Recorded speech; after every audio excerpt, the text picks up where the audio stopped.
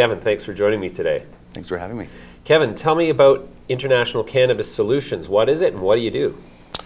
Well, we like to be the elite go-to for healthcare and cannabinoid solutions. So B2B stuff, science and education products for all stakeholders, even the ones that are experts who always have something to add. So you've got primarily a focus on cannabis in the workplace, if I'm not mistaken? Well, we just rolled out last Tuesday our international platform in 3 languages, enabled to help cities and businesses of any size to assist with policy change. You've seen Sun Life came out with covering some cannabis, so we do some analysis on top prescriptions being prescribed and what that opportunity cost is for short-term and long-term for their healthcare needs for their... Sure. Okay, so is best categorized then as an information resource for government and business administrators? I think it's more of a kind of an elite education for all stakeholders. Okay, so you've assembled a body of research, data, scientific papers. We've got over 200 years combined experience in HR, medicine, pharmacology. We partnered with a top legal firm in Canada called Purser Seller. So we've got the expert team to cover all different kinds of disciplines necessary. Sure. So what is the revenue model for the company? Well, the revenue model is it's pro forma, probably. It's based on expected earnings for how many contracts we can sign with various levels. The first year is very conservative, obviously, as we gear up. We actually just spent the last year doing a lot of lobbying across Canada to all levels of government to let them know that this is our team. We are accredited. We are real international experts with international teams.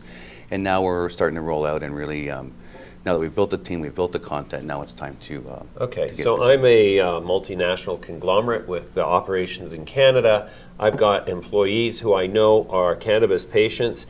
Am I going to be looking to you to advise me on how to interact and create policy around their environment? Exactly. Exactly. Okay. And also how to accommodate for the patient and know what your rights are as an employer and for the employee. Right. I don't know if you've seen the story about the Toronto Police Services. A couple of their guys ate some edibles and had to call an ambulance. Right. So we call that a PR nightmare that we could have hopefully prevented by educating the police services on, what to be aware of and don't eat the candies. Don't eat the candies. Well, it sounds silly, but a lot of people just don't know what's going on. So. Sure. Well, that's they're innocent looking enough, but I've experienced their potency myself. So. In that case, so exactly how are you going to build the audience, and what is the objective? Is there an investor's opportunity here? Yeah, absolutely. We're probably going to be raising about $4 million in the next 4 to 6 weeks, which is part of the reason why we've rolled this out now, to show that once we have the product, we can actually have proper pro forma numbers, and we probably will be taking this public in the next 18 months. Okay, so tell me about the team. The team, we've got Hilda Gann. She's ex-ICU nurse, and also she had her company was rated in the top 20 companies to work for in Canada 2 years in a row. She's a seasoned veteran.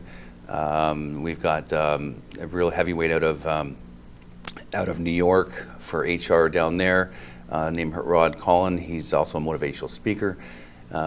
Dr. Ira Price out of Hamilton, and Dr. Joseph Rosado out of Florida. And where are you based? Out of Toronto. Out of Toronto. Okay, great. Well then, so if as in terms of the government, are you affiliated with the government or certified by the government or in any way? Well, we're certainly on all the RFP lists now, and we've talked to most of the secretariats across the country. They certainly know who we are.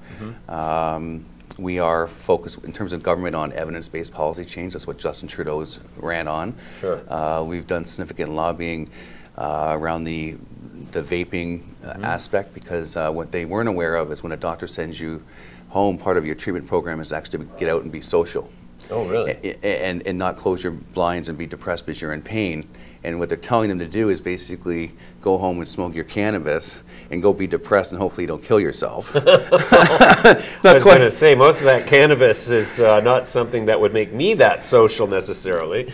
But they have a social avenue, you know, Sure. with it and implying over-regulations where there's no real evidence to show that there's any real harm being done. Right. Like if you're going there and you know it's a cannabis vape lounge, Yeah. then you're bringing your own supply and you're trying to be social with other people. And it's also part of a lifestyle too. And it's been going on for many years in California and all over in Ontario. So we try to bring that evidence and the research to the politicians. And I'm also a registered healthcare lobbyist too, so I do get the meetings. And I am able to, I don't know how much influence I really have, but they're good listeners. Well, okay, that's a great introduction. We're going to leave it there for now. Thanks so much for your time today. Thank you.